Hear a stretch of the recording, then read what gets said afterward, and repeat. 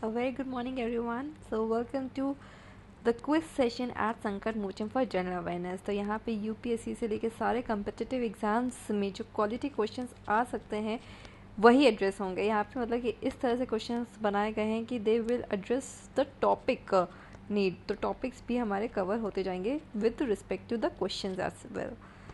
तो यहाँ पे अगर देखा जाए तो with reference to grey hydrogen consider the following statements. तो आपको पता ही है कि नेशनल हाइड्रोजन मिशन जो है, नेशनल ग्रीन हाइड्रोजन मिशन, ये हमारा काफ़ी न्यूज़ में रहा है। तो इसी की वजह से अब ग्रीन हाइड्रोजन के बारे में सब लोग पढ़ लेंगे, बट क्वेश्चन आ गया किस पे, हम लोगों ने बनाया ग्रे हाइड्रोजन पे। तो let's see the question itself. तो ऑप्शन 1 हमारे को दिया हुआ है कि it is generated from natural gas और methane through a process called steam reforming. तो ये जो प्रोसेस है ये सही है स्टेटमेंट, क्योंकि ये स्टीम रिफॉर्मिंग प्रोसेस से ही बनता है, ये हमको पता होना चाहिए ग्रे हाइड्रोजन के बारे में। और ग्रे वर्ड है तो ग्रे अगेन क्यों, तो फॉसिल एलिमेंट जो आता है, तो वहाँ से अगेन नेचुरल गैस और मीथेन, तो ये आ जाता है। तो that is why it is called as grey hydrogen. और क्योंकि इसमें नेचुरल गैस और मीथेन जैसे एलिमेंट्स इन्वॉल्व हैं, इसीलिए इसको हम ग्रीन नहीं कह के बल्कि ग्रे कह रहे हैं। ठीक है, तो दैट इज़ देयर। तो ये ऑप्शन 1 तो सही हो गया। It is called grey hydrogen due to the grey smoke produce when burned. ये जो स्टेटमेंट है ये गलत है, क्योंकि ऐसा नहीं होता। क्योंकि इसमें जो अगर बाय प्रोडक्ट देखा जाए तो बाय प्रोडक्ट में इसमें आ जाता है क्या, तो वाटर ही आता है। तो what is the byproduct? So it is not the grey smoke or anything, and that is why it is a still a good option. तो that is there. The best option is green hydrogen, but yes, तो byproduct यहाँ पे water होता है। ये हमारे को दोनों पॉइंट्स में हमें समझ में आ गया। तो ऑप्शन 1 हमारा गलत है, ऑप्शन 2 हमारा सही है। ऑप्शन 1 हमारा सही है, तो यहाँ पे 1 ओनली आंसर हमारा हो जाएगा। यहाँ पे हमारा ग्रे हाइड्रोजन में हो गया। अब ग्रीन हाइड्रोजन की अगर बात करें तो it is something that is very much in news. तो 20,000 करोड़ का जो है हमारा सेंट्रल गवर्नमेंट ने पास किया है, कैबिनेट ने पास किया है कि नेशनल ग्रीन हाइड्रोजन मिशन को प्रमोट किया जाए और एक तरह से ग्रीन हाइड्रोजन हब इंडिया बने। तो यहाँ पे अगेन हम लोगों ने एक वीडियो भी इस पे बनाया हुआ है कि how it is actually related with various other sectors. तो एक तो रिन्यूएबल का एस्पेक्ट आ जाएगा, एनवायरनमेंट का एस्पेक्ट हो जाएगा, फिर इसको आप आईपीसीसी रिपोर्ट से कनेक्ट कर सकते हैं। उसके अलावा अगर देखा जाए तो जॉब्स और इन सब में हो जाएगा। वहीं पे कुछ निगेटिव्स भी हैं। तो कॉस्ट बहुत ज़्यादा होती है, तो कॉस्ट कैसे आएगा, इंफ्रास्ट्रक्चर्स है क्या हमारे पास, क्योंकि अगर देखा जाए तो हाइड्रोजन जो है वो एक बहुत ज़्यादा हाईली इनफ्लेमेबल गैस है। तो इसलिए इसमें सेफ्टी मेजर, सेफ्टी प्रोटोकॉल का होना बहुत ज़्यादा ज़रूरी है। तो उस पॉइंट को भी हमने ध्यान में रखना है। तो ये हमारा पूरा जैसे हमने पॉइंटर्स कवर किए, ये मेंस को हमारे एड्रेस करते हैं। अगर हम बार बार इसी तरह से अपने टॉपिक्स को रिवाइज करते जाएं, जैसे लोग कहते हैं ना रिवीजन की बहुत ज़रूरत है, इसी तरह से ही टॉपिक्स को रिवाइज किया जाता है। क्विज में एक क्वेश्चन आया, उससे हमने सारे पॉइंटर्स निकाल लिए। तो आ जाते हैं हम नेक्स्ट क्वेश्चन पे। तो नेक्स्ट क्वेश्चन की अगर बात करें तो which are the following acts for the first time separated provincial budgets from the central budgets. यानी कि अगेन यहाँ पे बात करने हैं तो जो हिस्टोरिकल अंडरपिनिंग्स हैं, हिस्टोरिकल अंडरपिनिंग्स ये हम लोग पढ़ते हैं अपनी बुक्स में, ट्रेडिशनल बुक्स में। जैसे हम लोग लक्ष्मीकांत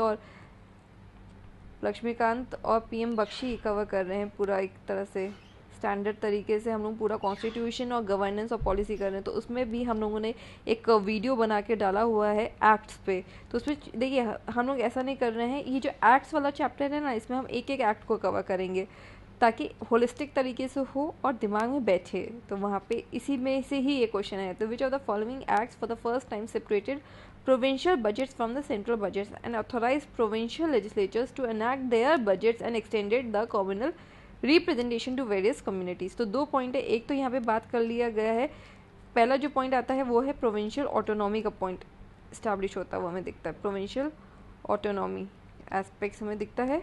और दूसरा पॉइंट हमको दिख रहा है किसमें, कि सेपरेट इलेक्टोरेट्स को एक्सटेंड किया गया है। ठीक है, extended the communal representation to various communities. तो अगर दूसरी टर्म से बोला जाए तो सेपरेट इलेक्टोरेट्स को एक्सटेंड कर दिया गया है, एक्सटेंड जैसे कि 6 वगैरह को किया गया था। जैसे अगेन इससे पहले जो एक्ट आया था उसमें हम लोगों ने बात किया था, सबसे पहले 1909 में हम लोगों ने बात किया था कि सेपरेट इलेक्टोरेट्स का आइडिया होना चाहिए, उसमें मुस्लिम्स को दिया था। तो यानी एक्सटेंड तो यहाँ पे नहीं हो रहा है, यानी ये पॉइंट तो गलत ही हो गया।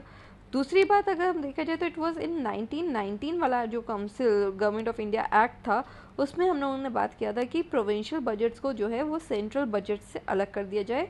सेकेंड चीज़ यहाँ पे कहा गया था कि जो प्रोविंशियल लेजिस्लेचर वो अपना बजट्स भी इनैक्ट कर सकती हैं, तो दैट आइडिया, तो प्रोविंशियल ऑटोनॉमी का यहाँ पे हम लोगों ने बात किया था। प्लस यहाँ पे एक और पॉइंटर आया था जो कि लिस्ट, अगर आप बात करें तो लिस्ट यानी डायरार्की सिस्टम भी इसी एक्ट में आया था।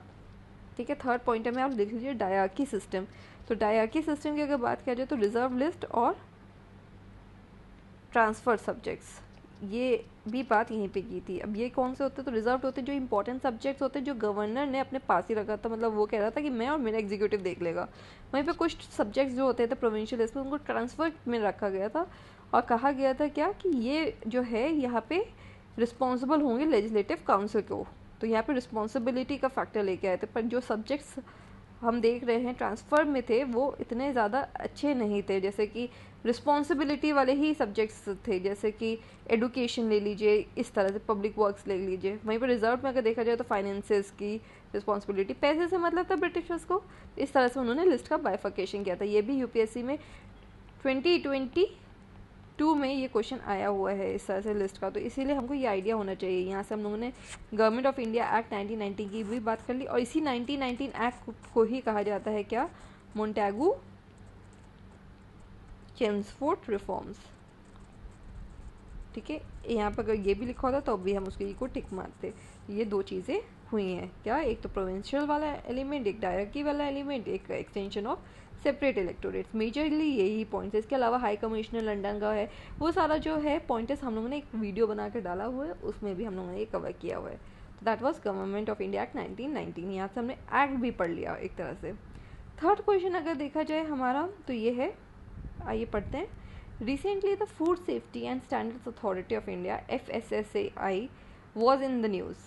FSSAI falls under which of the following ministries? तो यहाँ पे मिनिस्ट्री का क्वेश्चन आ गया। देखिए पहले जो था वो मिनिस्ट्री को हम एलिमिनेशन वाले तरीके से सॉल्व कर लेते, मतलब जो मिनिस्ट्री ही पूछ ले जाएगा तो एलिमिनेशन तो यहाँ पे लगेगा नहीं, नॉलेज होना चाहिए। अब यहाँ पे हम लोगों ने इस पर भी हम लोगों ने एक वीडियो बना के डाला हुआ है, क्योंकि देखिए ये जो इस तरह की ऑर्गेनाइजेशंस होती है FSSAI, अब ये आने लगा है यूपीएससी की एग्जामिनेशन में और दूसरे एग्जामिनेशंस में भी।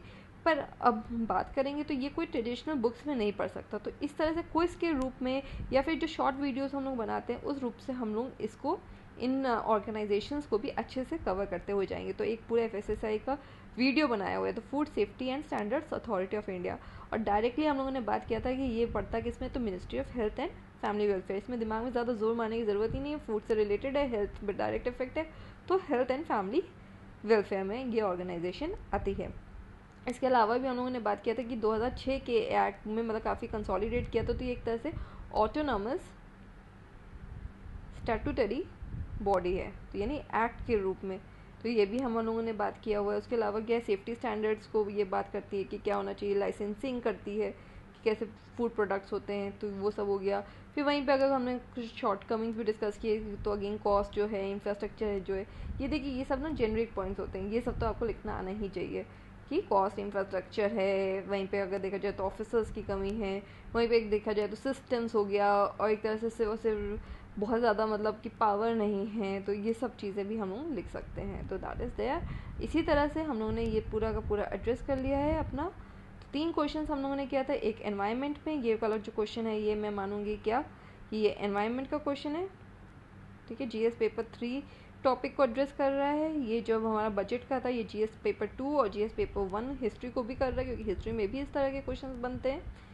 और ये अगर बात किया जाए तो ये भी हमारे जो ऑर्गेनाइजेशन का, तो ये अगेन GS 2 और GS 3 था, और ये सारे के सारे क्वेश्चंस तो है ही PT फॉर्म में, मैंने आपको बना के दिए ही हुए। पर टॉपिक भी जैसे हम लोगों ने कवर कर लिया, तो किस टॉपिक से वो रिलेटेड वो भी मैंने आपको बता दिया। 3 क्वेश्चन हैं, जल्दी से हम लोग कर सकते हैं, कर लिया है। इसी तरह से हमारा PT का तैयारी भी साइमल्टेनियसली चलता रहेगा। So please like share and subscribe संगन मोशन फॉर जनरल अवेयरनेस।